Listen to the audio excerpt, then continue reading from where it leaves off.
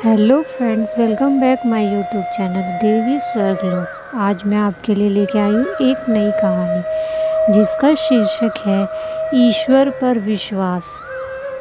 आगे सुनिए कहानी। ऋषिकेश में गंगा जी के किनारे एक संत रहा करते थे।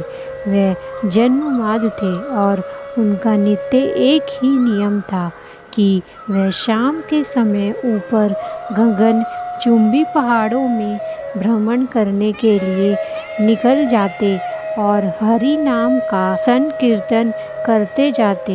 एक दिन उनके एक शिष्य ने उनसे पूछा, बाबा आप हर रोज इतने ऊंचे ऊंचे पहाड़ों पर भ्रमण हेतु जाते हैं, वहाँ बहुत गहरी गहरी खाइयाँ भी हैं और आपको आँखों से दिखाई नहीं देता, क्या आपको डर नहीं लगता अगर कभी पाँव लड़खड़ा गए तो? बाबा ने कुछ नहीं कहा और शाम के समय शिष्य को साथ लेके चले गए।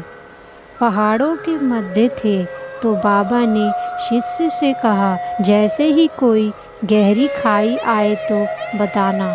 दोनों चलते रहे और जैसे ही गहरी खाई आई, शिष्य ने बताया कि बाबा गहरी खाई आ चुकी है। बाबा ने कहा, मुझे इसमें धक्का दे दो। अब तो शिष्य इतने सुनते ही सकपका गया। उसने कहा, बाबा मैं आपको धक्का कैसे दे सकता हूँ? मैं ऐसा हरगिज़ नहीं कर सकता। आप तो मेरे गुरुदेव हैं। मैं तो किसी अपने शत्रु को भी इस खाई में नहीं धकेल सकता। बाबा ने फिर कहा, मैं कहता हूँ कि मुझे इस खाई में धक्का दे दो।